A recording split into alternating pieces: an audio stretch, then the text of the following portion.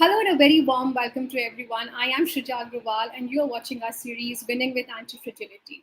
Today's dispatch takes a deep dive into the education sector. Before I get on the discussion with this August panel, it is time to do some context setting. In Antifragile, Things That Gain from Disorder, author Nassim Nicholas Taleb opined that a system would be better in quality, competence, and capability as a result of shock, volatility, randomness, disorder, and stressors. Emblematic of it all, the education sector and EdTech has seen enough overhauling and reorganizing to become sustainable and successful. Experts opine that an entire generation of learners will have to reluctantly switch to online learning due to the closing down of schools to curb COVID 19. Worldwide, approximately 1.2 billion children in 186 countries were affected by school closing due to the pandemic. Deleterious effects of the coronavirus have already compromised global economies and will continue to do so for a while. And so, the edtech industry is facing an undue burden to render efficient online solutions for productive learning and development. There's no doubt that education has changed dramatically and e learning has become the new norm. Technology is no longer a motivating factor when it comes to learning, it is a must. Private edtech companies are benefiting from this mass adoption of online learning. How people are learning is also being reshaped because there has been more focus on learning at one's own pace, using the right tools and aids to learn, and to learn outside of the classroom, which has become more feasible post the pandemic. All of this is accelerating innovation in a manner that is unprecedented. This new digitization of the learning ecosystem, ameliorating one's career growth and becoming more employable, even in the gig economy, and create a better trajectory for one's career growth allows a profound reinvention for edtech enterprises to emerge stronger than ever and more resilient than previously thought possible. The Indian government had its budgetary allocation increased from $11.3 billion in 08-19 to $13.2 billion in 2021 for education. In India, EdTech startups have received $2.2 billion in investments in 2020 as compared to $553 million in 2019, according to various reports. Byju's, for instance, raised $2.3 billion and an academy raised $354 million in 2020, with B2B EdTech receiving under $100 million between 2017 and 2020.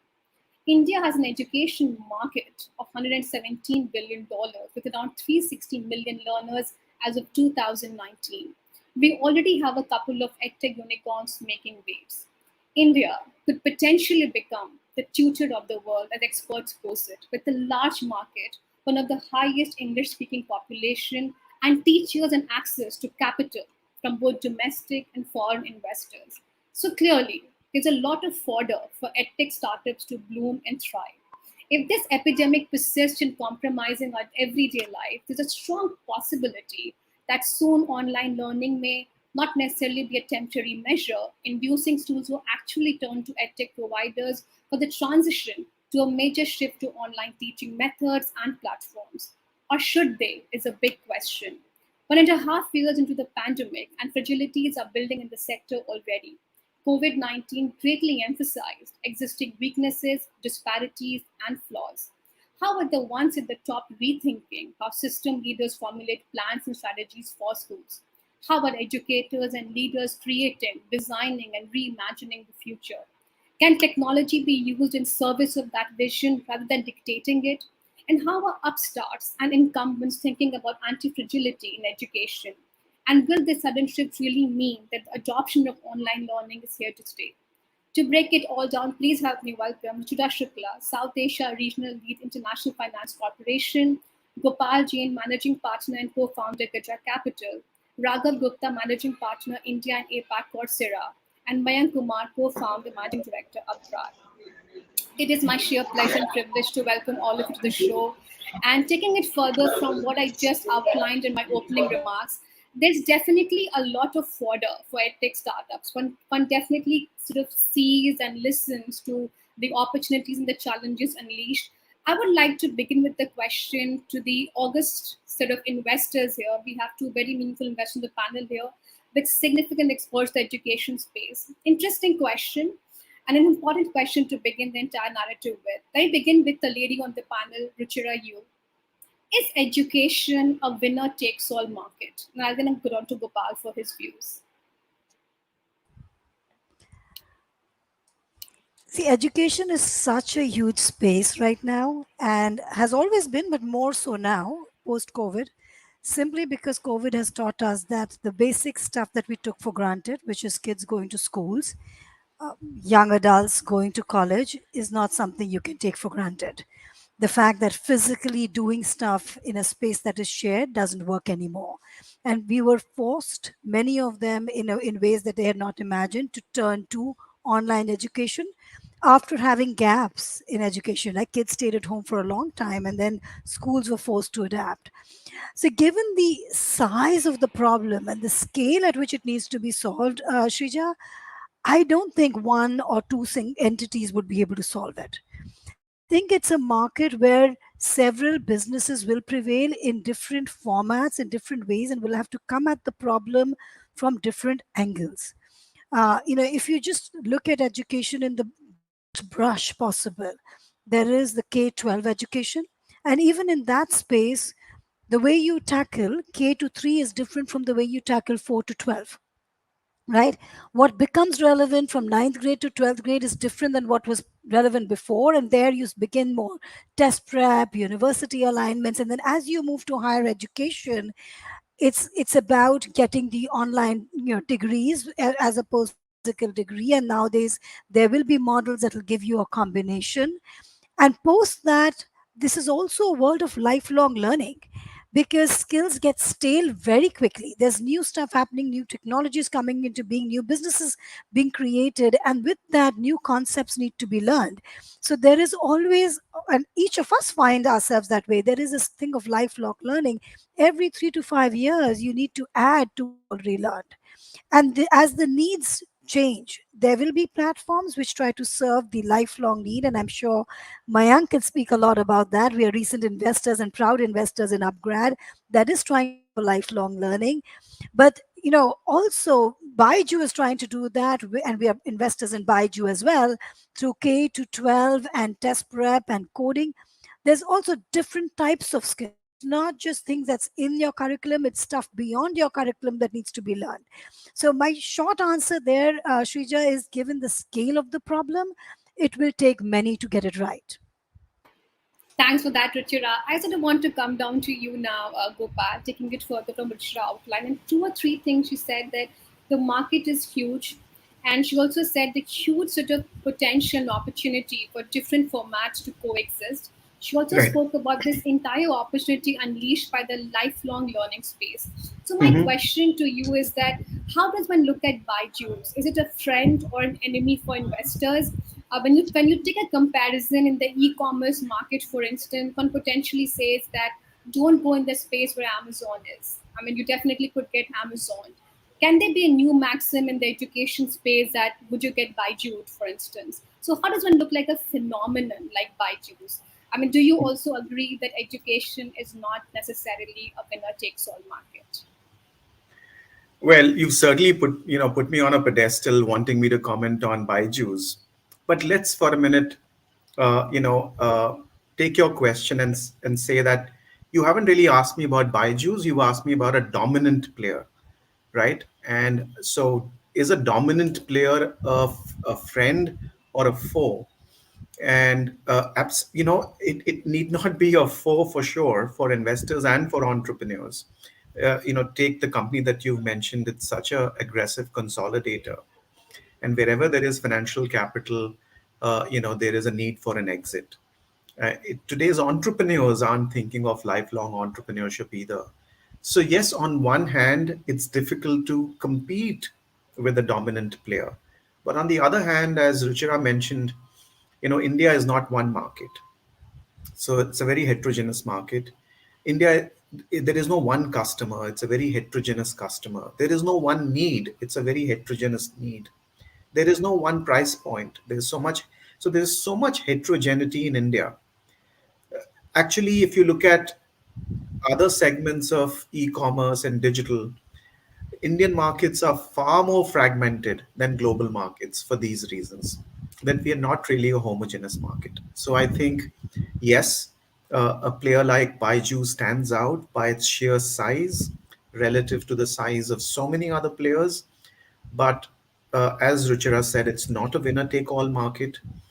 And the presence of Baiju's can be an opportunity for so many other entrepreneurs and companies. Okay, I come to Srija, you I'm now, going to Maya. jump in Yeah, there again. I'm going to yeah, jump in Ruchira, there sure. again to say that actually the other way to look at this is proven that they can actually something that Gopal was alluding to, they can be an inspiration to the new crop of entrepreneurs sitting out there and saying, is this even possible? Because they show the market what is possible, and they create the next crop of startups. So there's just like when startup was when Flipkart was the dominant player in e-commerce, lots of new companies got created by executives that came out of Flipkart. Similarly, for a dominant player in any industry, I think the executives coming out of that company will lead to the creation of the next crop of innovators. So I think we should see that as an opportunity, if anything else. So definitely, there's an innate realization that this dominant player is too big. From the sentiment of financial investors, one can understand where they're coming from. You would want them to be the ultimate consolidators and want them to acquire your companies. But the reality, in an operational perspective, if you're an edtech player, there's a looming threat that Baiju's and its dominance, share, and scale is not. It is essentially like a frenemy approach from an operational perspective, entrepreneurial perspective. I would want to get the entrepreneur perspective here, and I want to sort of get you, Mayank, on this. How do you look at the entire phenomenon of large dominant players really gobbling up in the tech space? You also became a unicorn recently. So, how do you think of that?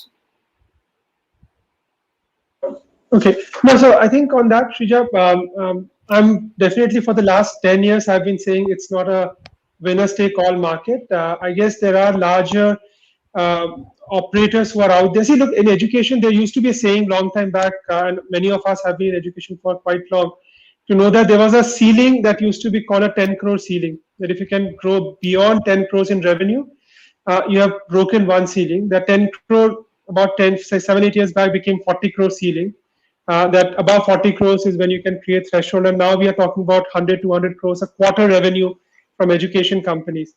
I guess the education market and edtech market is sort of has slowly evolved, and slowly we are seeing that companies are taking scale. But there are lot of interesting products that fail to cross the ceiling of 10 crores, 20 crore, 30 crore, 40 crores in terms of revenues. And I guess the biggest challenge for them either is that they haven't yet gotten the right product market fit, or their acquisition channels haven't really worked. And Google, Facebook, and all other sort of platforms are taking more capital out of their economics for them to scale beyond a certain threshold levels. Given that context in mind, there is definitely a play for consolidation and bringing together companies who have done well in certain niche. And as Ruchira and Gopal mentioned very clearly, that in education there are multiple niches that get created. Even in K through 12 education, you have CBSE curriculum, you have state boards, you have English language, you have regional languages, and people will create their own position in the niches.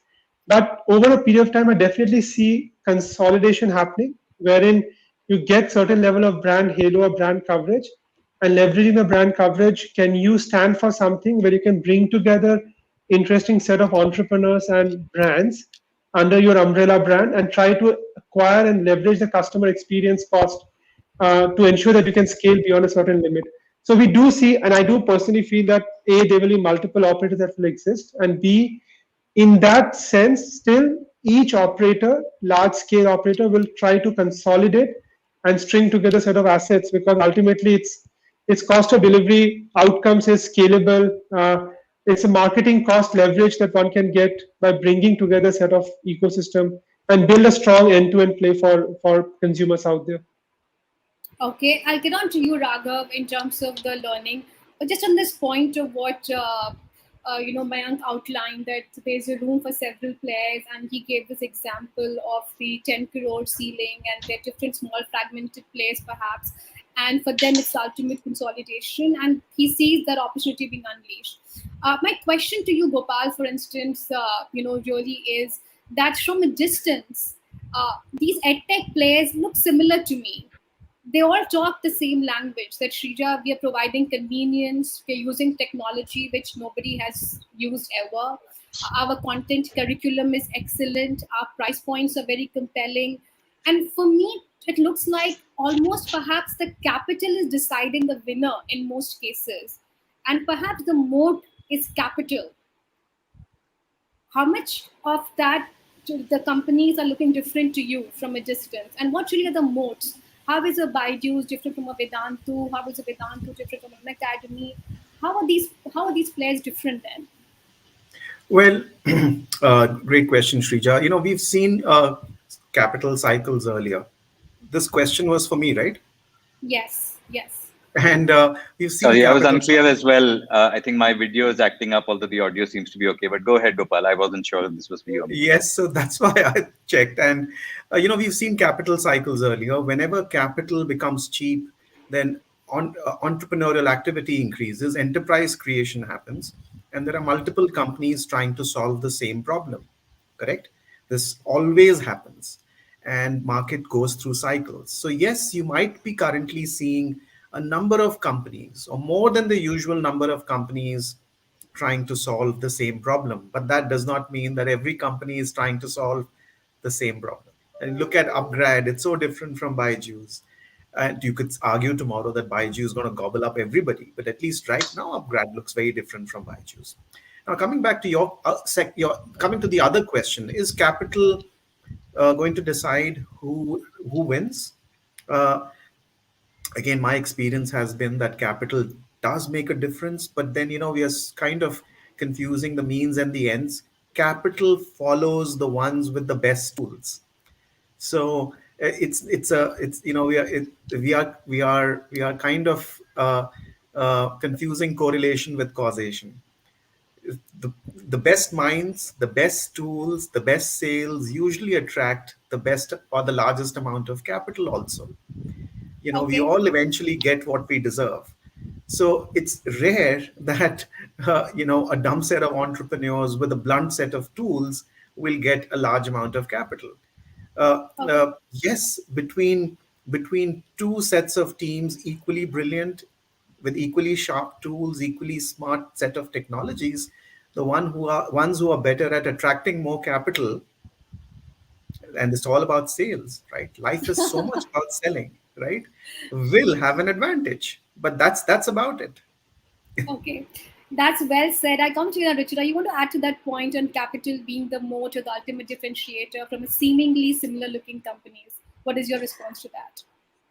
So I think on surface, capital appears to be the differentiator. And capital is important, undoubtedly so, right? Because these are startups and they can only do as much as their capital will allow them to. But eventually, it's the execution that will matter, and it's the execution that has always mattered. Because investors are giving capital because they expect a return. And they're not going to be fooled for long, right? So if the execution is not sharp enough, then capital will change direction. And we've seen that in other sectors. We've seen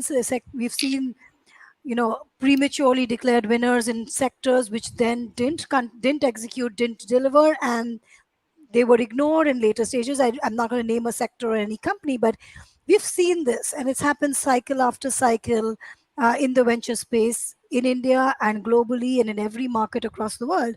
So I think one may think that it is a capital that's the edge, but I think the real edge is execution, and that as long as that continues to be sharp, the capital will keep coming. Okay, let's talk to the entrepreneurs here. We spent some bit of time on very interesting questions, interesting sort of narratives, interesting sort of thought process came about capital allocation, winner takes all market, consolidation in the space, opportunity for smaller startups. Now, the question really is about the product market fit.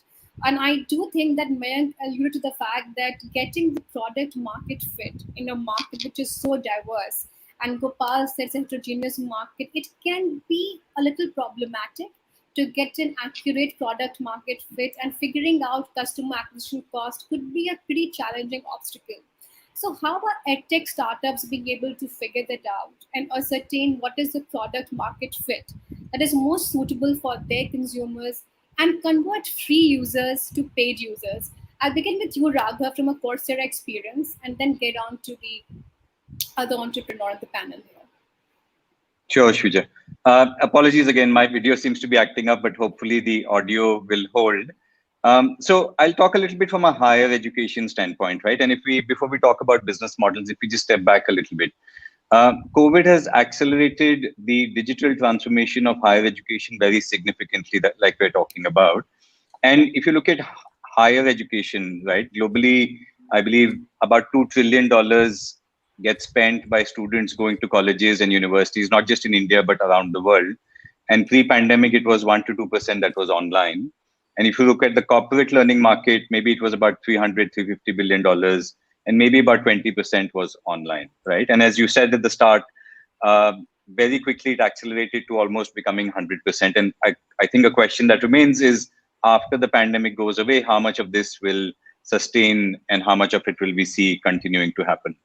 If you look at the higher education space, right, we are finding that technology is changing so quickly that whether it's a working professional or whether it's an individual in higher education, the ability to keep up and the ability to get the education which helps you get a job which is aligned with the skills of the future has become the biggest challenge. So if you look at sectors like technology, if you look at sectors like data science, if you look at sectors like business management or healthcare, technology has changed so very, very quickly.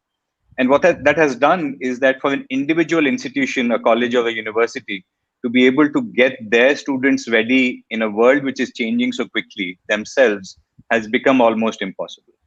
And that's provided the opportunity for EdTech companies to come in and say, look, you may continue to serve the fundamental needs around, building the personality, building certain human skills in individuals.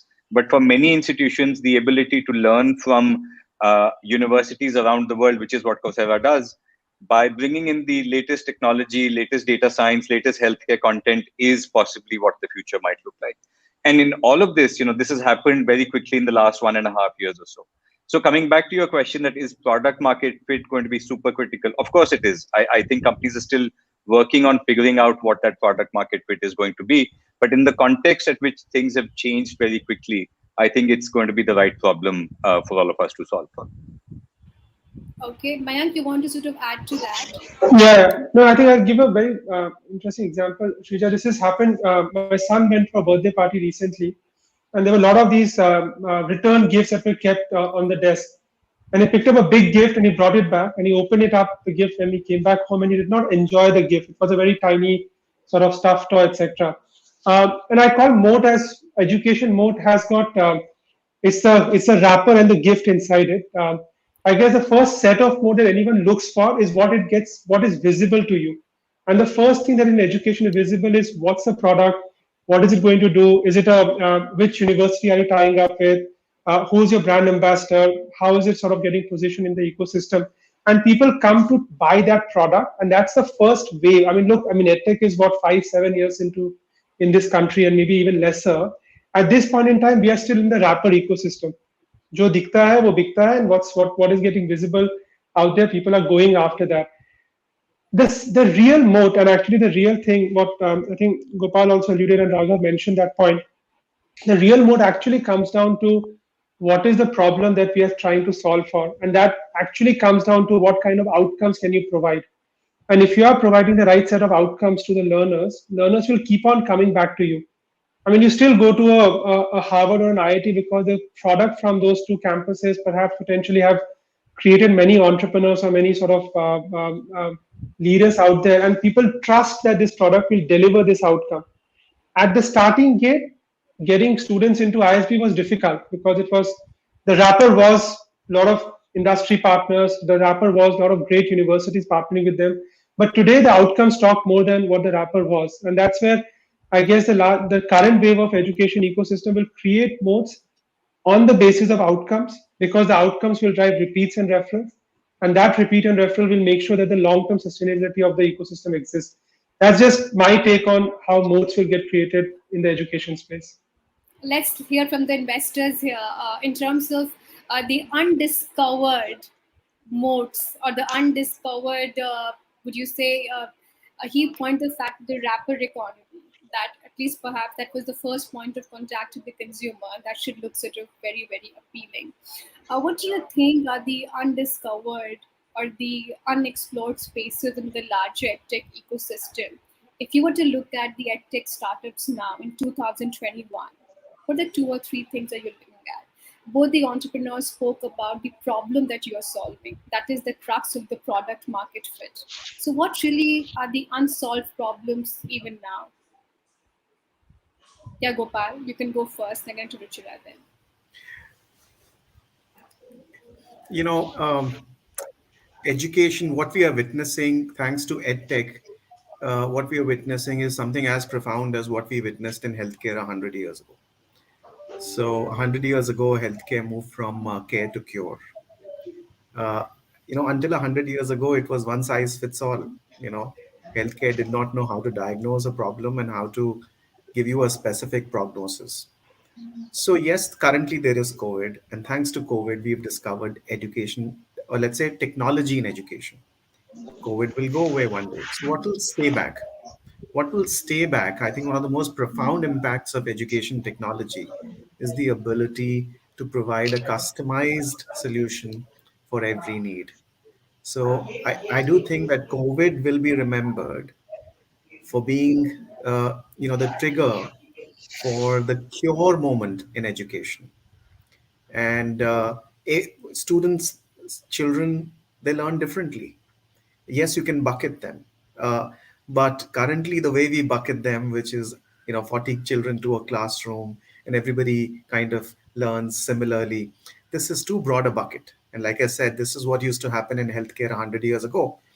Doesn't happen today, right? When you go to a doctor today, you're given a very specific diagnosis, a very specific medicine for your problem. So this is not going to be solved overnight, but the legacy of technology, the legacy of COVID, is going to be the cure moment in education. So one big problem area that you see, which perhaps remains unresolved, or is what you said was personalized and more customized learning, and not having a one-size-fit-all approach. So more student-centric, keeping student at the center. So one, like the way healthcare has moved from the way we have reimagined healthcare. Earlier, healthcare used to be response towards illness, and now healthcare essentially moved from a very responsive system to the well-being of the customer throughout the year.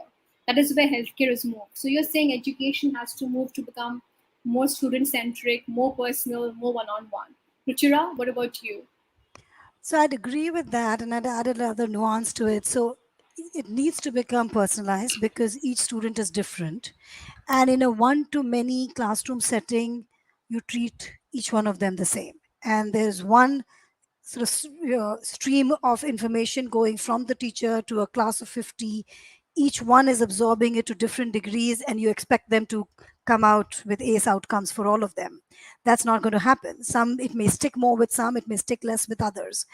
Whereas in a digital environment, you can track each one's progress, and there's very powerful data analytics that makes a personalized journey possible, where you can think about this concept was understood very well by this student but not understood by this one, and there are three other prerequisite concepts that need to be mastered before you get to that one, and therefore you take the person back to exactly where they need to be in order to build block by block through that personalized journey. And I think that's now possible with the power of technology that we could never have done in the offline world. So by definition, digital education will be more powerful and more effective in driving learning outcomes than we had when we were in a classroom setting, right? Like we had for our entire, as you know, 12 years in a DPS or an FOS Balbharti or wherever we studied, right?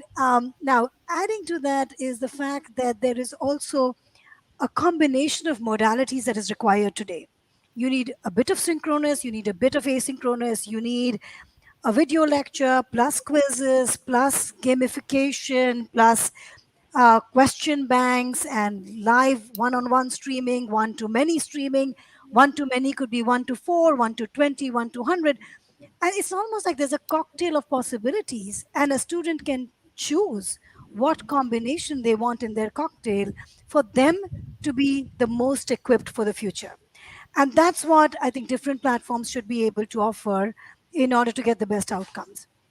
And the third piece is, it's not just about you learned this and so you know this concept. It's about preparedness for employment. So it's the livelihood, employment readiness that we think a lot of these platforms should focus on. And many times it's also flexibility, because somebody may be trained in one skill and may realize that they just don't have the right personality for that and they need to shift to train to another skill. And that kind of selecting the right employment to the education mapping is also what's needed for the future of the country. So it's not just about education, but it's about lives and livelihoods. Okay, I want to sort of get on to you now, Mayank, taking it further from what Richard said. So Gopal spoke about personalized solutions. She spoke about additional modalities and the fact that employability readiness is also extremely important. My point, uh, Samay, do you think that are we sort of getting into an era where there's too much tech in EdTech? There's too much of technology out there. Yeah, no, I guess, Shuja, my first take is that, I mean, EdTech is EdTech because education come before technology. But I mean, there are multiple talks on personalization, and I spent a lot of time studying personalization in a lot of details as to what works, what doesn't work. There are about a billion plus ways of learning class 5 mathematics. And that's a level of personalization that one can create. And it's a very complex problem to solve from a personalization perspective. If you ask me today, and I guess we will get to that level where if you put in an individual basis what they know, what they don't know, what kind of pathways that one can create, but we are some way away from that, reaching that sort of utopian world at the point of time where we are currently. If you ask me today, the biggest thing that technology can solve for is how do you scale human touch in education. While technology can deliver content and a lot of materials and make sure the delivery of content can happen at scale, but the biggest thing that they can see, education, if it is just about content, will end up becoming like libraries. And none of us went to our college or university for the library that it had. We went for the interaction with the faculty members, the touch, the peer-to-peer learning, alumni feed, so on and so forth. A lot of what I guess today technology is really adding value in building differentiators and core is how technology is getting leveraged for delivering and scaling up human touch and making sure that the human touch is not breaking down even at scale. How do you connect the right person to the right coach? How do you bring in the right tutor next to the right set of learner? How, for a specific feedback, you get immediate resolution from a pool of network of coaches and teachers that are out there. You raised a point, Shrija, earlier that can India become the teaching capital of the world? The reason why India can become the teaching capital of the world is because we have the most trained and qualified human touch ecosystem built in, which if technology can leverage, can take it to global places. There are companies in the US built, I mean, valued at above 10, 15, $20 billion plus. Most of the delivery still happens from India. The technology that they're leveraging is how do you connect the student population back to the right set of people coming in.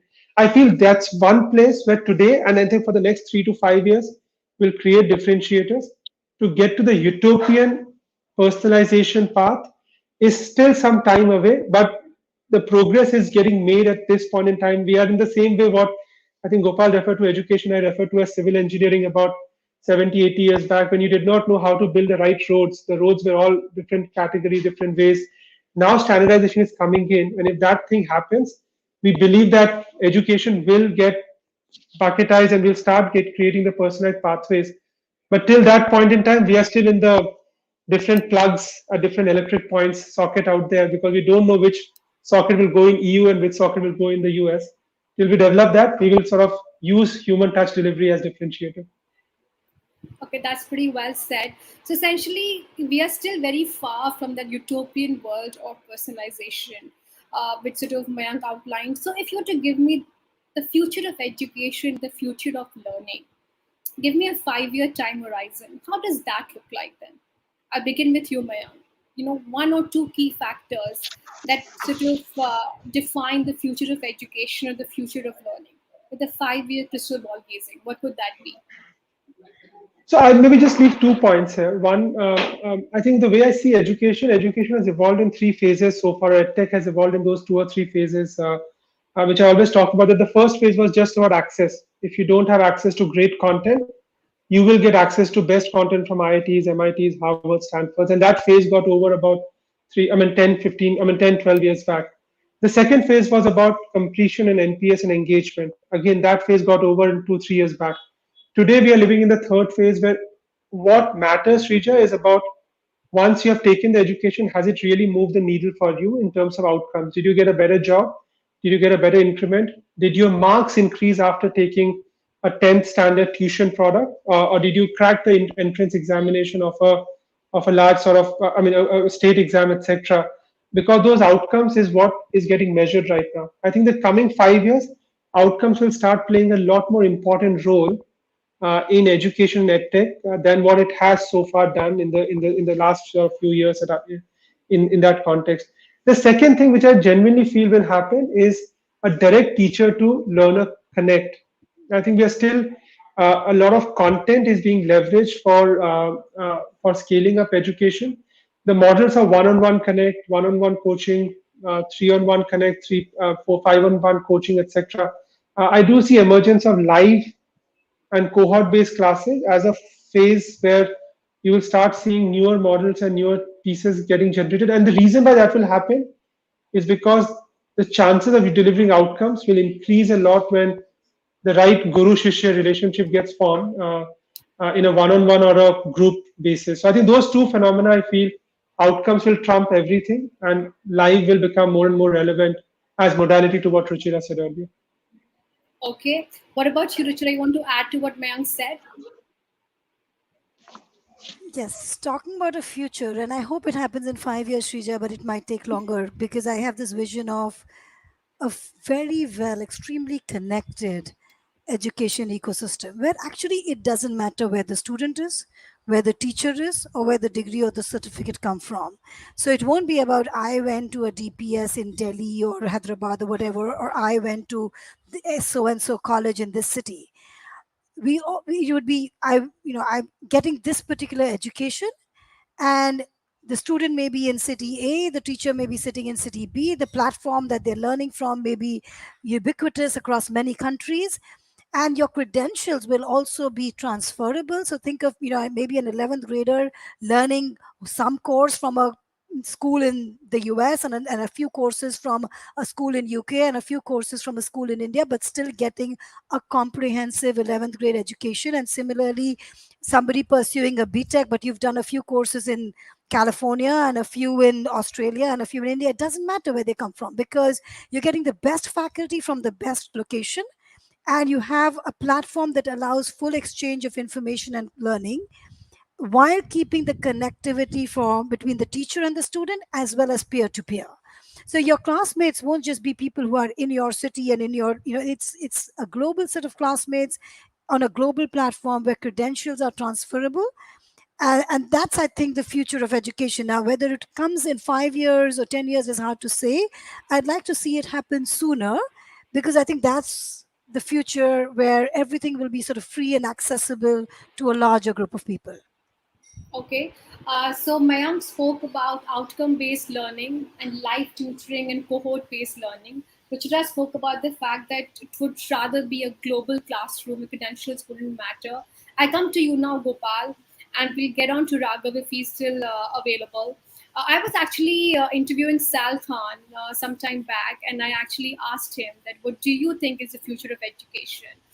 And he said that the future of education definitely is competency based learning, where the concept of time and space would not really matter. I can learn from wherever I am. It would not matter what time of the day it is, I'm on the beach or in the classroom. And he also mentioned that one of the big problem areas that sort of exists in India is that if something is free, it is not of good quality. And he gave the example of the fact that Bill Gates can afford everything, but his kids still go to Khan Academy to learn maths and science. So there are different myths that exist in India when it comes to education. Uh, So his point was the concept of time and space would become irrelevant in future of education. What do you think, according to you, the future of education would look like? Well, first of all, it's very dangerous to talk about the future because my experience is that that's the surest way to fail. Well, The investors surest way to invest make a in fool, future. Investors the always surest way say to we're fail is investing in future. right. And education has changed very little over the last hundreds and thousands of years. But I do believe, like I said, it's set for this is a seminal moment. Like healthcare didn't change for hundreds and thousands of years, and it changed about 100 years ago. I think education is about to change. If I take your comments, and if I was just to try and make it simpler, I want to use two terms: blended learning and lifelong learning. The future. I shudder to use these terms, but the future will have blended and lifelong embedded in it. So as COVID recedes, if you look at if you look at schools, if you look at colleges, if you look at preschools before COVID, they were generally low tech environments, very low tech environments, right? Now, it may not. Yes, it's a lot has happened over the last 18 months. If you look at consumers before COVID, they were low tech when it came to consumption of education, right? I think there is a step change in the consumption of technology by both providers and consumers. And that gives you the time that, the fancy terms that you use, time and space independence. What does that basically mean? What enables that is blended learning. And what it enables is lifelong learning. So Mhm. blended learning and lifelong learning are going to be part of the future of education. Okay. So blended learning and lifelong learning, cohort-based learning, live learning, global classroom, interesting ideas coming to the table. Raghav, you would want to add to that the future of education. Yeah, absolutely. And apologies, I think I missed a large part of the conversation. Um, Year and a half of COVID, you'd imagine it's easy to join a video meeting, but doesn't seem to be the case. So I think one of the things that we emphasize on quite a bit in our work, right? And firstly, I would agree with Gopal, right? Predicting the future, you'll get it wrong for sure. But there are some things that are emerging, which I think are maybe a little bit more reliable. Skills first learning is going to become important quite significantly. We're already seeing that in our corporate business. Mhm. When we work with companies, there's a lot of focus on skills first learning. To some extent, it is extending onto our campus business where a lot of institutions are saying, let's get the right skills to students so that we can get them ready for the future. I think we will see hybrid education definitely get established. And what I mean by hybrid education in this case is possibly three things. You come to class to learn from your faculty at your university. That's one form of education. Second, your own faculty authors content or teaches online. That's the second piece of this. And third, you come to a platform like Coursera where you learn from another university or another company to complement what you're learning as a part of your university. And as an example, you're an MBA student, you want to go and work in banking, you need to learn blockchain, and your institution does not teach blockchain. You come to Coursera and you learn blockchain from INSEAD. So hybrid education is definitely likely to be the future. But what might be interesting is that we might even see hybrid credentials. And what I mean by hybrid credentials is if you want to go and work in digital marketing and you're an MBA student, you might get an MBA degree from, let's say, NMIMS in Mumbai, but you might also get a certificate from Facebook on Coursera, which says you learned social media marketing from Facebook on Coursera. And so you have a combination of educational plus company level credential. And that I think might become quite interesting as well. So skills first learning possibly for sure, but also hybrid education coupled with hybrid credentials as well. Okay. So we got a whole lot of things here. I want to sort of come on to you now, Mayank. And Raghav also mentioned the word skilling quite a bit. So what really is this upskilling phenomenon? I hear this word being used and bandied around pretty loosely in this entire EdTech phenomenon. Uh, in our time, at least upskilling, I'm not that old, but still I'm just saying that upskilling phenomenon was not that relevant. So when students learn relevant skills and competencies to help them in the real world, so what do you think is the role of edtech startups and organizations to really facilitate upskilling in the real sense of the term? And there's not upskilling washing happening here. to really successfully being doing that and close the education and the employability gap? How is that really happening? Yeah, maybe just one comment to before that, Shrija, that you mentioned that there could be a lot of content available and the richest can access the cheapest content. But in the process, what we fail to realize that a lot of work that EdTech needs to do, or online education or education in general needs to do, is to bring in discipline. It's very easy if you are in a privileged background to have discipline in a place where you can read and go through material much easier. But when you are distracted with multiple devices, multiple places, that's why classrooms were designed as a place where you can provide discipline and let the learners learn at the place where they want to learn, because you can't get out of the classroom even if the teacher is making a very boring lecture. But keeping that apart aside, I guess sometimes we only talk about content access, but discipline sometimes gets missed out to what EdTech can bring to the table. To your specific question on skilling, I think yeah, I mean, it's not that old a phenomena, but what we are seeing and witnessing right now, and actually, I believe on lifelong learning, to what Raghav and Gopal mentioned, that what's happening today is much more a defining moment. I'll talk about it's not COVID, but it's post COVID, what happened. But what we're seeing as a trend, Shrija, is that I mean, long time back, jobs used to get passed on by generations. If your family came from one background of lawyers, the entire family will be a lawyer in the process. If a father was a farmer, the son would be a farmer. In the last generation, between generations, job shifted. If your father was in the business of, I don't know, I mean, if farming, son joined business or a public sector entity, etc. out there. In the current context, where I mean, let's say all of us are out here, we are shifting.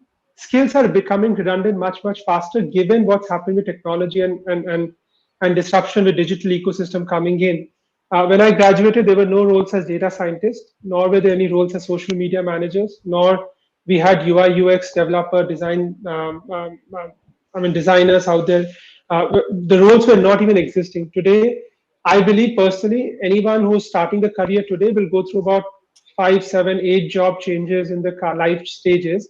And that's where going back and skilling to become relevant for the next job will become more and more relevant. So it will not be the time when you did one degree program and you are good for the life. You can't be one and done. And I think everyone alluded to lifelong learning, that you keep on coming back to taking up a new program to get relevant for the next set of jobs. And just coming last point to what you said, Srija, that why am I saying the skilling is important? Why today is much more a seminal moment for lifelong learning is because the requirement and the role of a technology professional or a skilled technology professional just skyrocketed. People are now seeking a good professional and willing to pay 100, 200%. I mean, I was giving someone an offer at a 50% hike or 70% hike. The person got a 100% hike on top of that. The requirement and the need for skilled talent has now shot through the roofs. And I believe that that phenomena will drive a lot of what lifelong learning is, because people are now seeing the outcome that if I have these skills, I can really find the next set of jobs and next set of outcomes for myself. So I think that's where skilling, lifelong learning is coming together, because skills are becoming redundant and half-life of knowledge is shrinking day by day. Okay, so one could understand where this entire rationale about upskilling and employability is coming from. I want to get the investor's perspective and spend about some time, as towards the end of the conversation, on the business of education. How profitable are these models? Let's spend some time on revenue, scalability, and real profitability. And I mean business generating cash and not cash burn. So I would sort of start with you, Gopal, and then also get on to Ruchira for her points. Yeah. Well, I think COVID has made a huge difference to the viability of many of the models, right? So, what did COVID do? I think COVID has significantly expanded the market. Just take the number of EdTech users over a 2-year period. It's gone from what 25 million to 100 million. Take the number of paid users, just and forgive me for not being too exact, but rough order of magnitude, number of paid users has gone from a million to 10 million, right? So while there was a viability gap in many technology based business models, I would say that viability gap has certainly reduced. We need to give some of these models more time. Frankly, and good news for entrepreneurs, we live in a benign environment as far as capital is concerned. There's a lot of capital available, cheap capital available, which is willing to pay for this uh, period that it takes for the viability gap to disappear. So, uh, and we've seen this before, right? Whenever there are new technologies, financial markets intervene on behalf of consumers. It's kind of a subvention. So they provide a certain kind of subvention on behalf of the consumer to try out new technologies. So this is what is happening right now. This party will not last forever. And smart entrepreneurs know that, and they'll use this time to build viable businesses. That's a word of caution coming from an investor that this party would not continue for long, and entrepreneurs really have to buck up to also show profitability and revenue in a sustained fashion. And that really is the word. How can you be sustainable? And I would also sort of spend the last round of questioning on anti-fragility in education. But before that, getting on to you, Ruchira, you want to add to that point of scalability and profitability in the education models. Shrija, when we first started looking at the edutech space, which was several years ago, we found that it was hard to pick any bet. And this was back in 2013 or so. And we saw a lot of small companies, but they were just not crossing the 10 million revenue mark. And I kept scratching my head. Like, education is like a religion in India, right? Why is then that, that people are not willing to pay, people are not adopting these solutions? What's missing? But I think it was a combination of factors. And, we talked about players like Baiju having changed that. Yes, there Mm-hmm. were some of these early breakout companies that showed the way. And today, I think we're closer to profitability, and a lot of these companies, Baiju is profitable in their core business. So a lot of companies have hit profitability and doing very well. And that's because profitability comes with scale. Scale comes with user adoption. COVID has forced people to adopt different ways of doing things and accelerated and done a step jump in tech adopters in the country and in step jump in tech adopters globally. I mean, we from IFC standpoint see it across over 100 emerging markets, and the story is the same. And with this tech adoption has also come a willingness to pay, because initially they were apprehensive. I as a parent would say, oh, I'm very confident if my child is going to a school and a teacher is physically teaching that child, but I'm not confident it works in an online mode. But they're now beginning to believe in the model and are willing to pay for this model. And it's coming from not just a belief in improved learning outcomes, but demonstration of improved learning outcomes. And with all of that coming together, I think we as investors feel surer about profitability and returns from this sector. Okay, that's well said. So we are becoming surer of the profitable education sector, and COVID definitely has been a big booster in that. Mayank, you want to add that bit in terms of challenges in the edtech sector? We spoke about a lot of opportunities being unleashed. We spoke about how the future of learning will look like after the entire investors conversation. But let's also talk about the challenges. And the last round of questioning really is around the fact that how sustainable this growth is. One definitely can see much of it is COVID induced growth. And when we talk to VCs, I mean, they are very, very smart to also realize that. And what Gopal also outlined in Ruchira too, that one really has to see how sustainable that this growth is. And we are only beginning to see the profitability now. So, talk to me about anti-fragility. The real anti-fragility will be when you guys are sustainable in terms of your growth numbers. So, 2 or 3 key factors for anti-fragility in education. What would that really be? No, I think I mean, I guess I would have answered the point as adoption and acceptability of online education, but that phase has gone. I think with what happened in the last year and a half, efficacy of online education, acceptability of the platform has really gone up. If you ask me today, there are, the 2 or 3 things that we really need to stress test ourselves on, that whether we'll come out of this successfully or not, is I think one, definitely the fact that can online education really deliver outcomes? Can this be a real alternative to what an offline education system does. So far, it is by lack of offline infrastructure that online has picked up. It is not because online is delivering as good a result or online is sort of working on as good a result that online has picked up. So I think that figuring out and making sure that each entrepreneur out there is focusing and making sure that the experience when the learner comes in uh, drives towards the outcomes, be it job increase, increase in grades, whatever it is, but that has to be established very strongly. And I guess the second thing which leads because of that, Srija, is that if that happens, you will get more people referring and repeating. The word of mouth will increase. So your reliance on marketing channels over a period of time will start reducing. If that happens, your economics and unit economics starts improving for various organizations. So I guess if these two things we start seeing playing out at this point in time are the two big challenge, because right now that mindset has not yet happened that look, if you do online, it's as good as going to an offline tuition or it's as good as going to a university, and an institution is being driven by the word of mouth that brings in more students because they really like the experience and they're calling in more people. Those two things happening, I think we have a long-term, meaningful, sustainable business getting established that can generate large free cash flow, which potentially makes it very much attractive for people to list on public markets also. Okay. So you want to add to that, Raghav? So 2 points he mentioned, that comparability to the offline world right now is more induced because of the COVID. And second point, he mentioned was when the word of mouth takes precedence over paid marketing. What is your point? To me, I don't think it's a traditional education versus EdTech question, right? I don't see Coursera replacing traditional universities at all. I see Coursera complementing traditional universities. As an example, we've been working with the Manipal group for the last 4 years, where 25,000 students on campus also learn on the Coursera platform.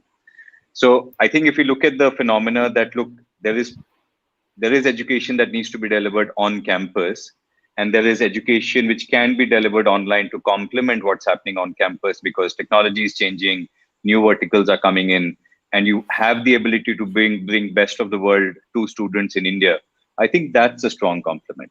So one of the things that we saw last year, for example, is our platform Coursera for Campus in February last year was used by 30 campuses around the country and around the world. And it's a relatively new platform. And today that platform is used by upwards of 4,000 campuses, where we are not replacing any of those campuses, but we are complementing what those campuses are doing. And I want to take this back to what I was saying earlier, that to us, the future of learning is hybrid, because it will happen on campus, but it will also happen online. And we are seeing some tremendous outcomes coming out of this. These institutions are seeing better student outcomes, better ranking outcomes that are coming out of this.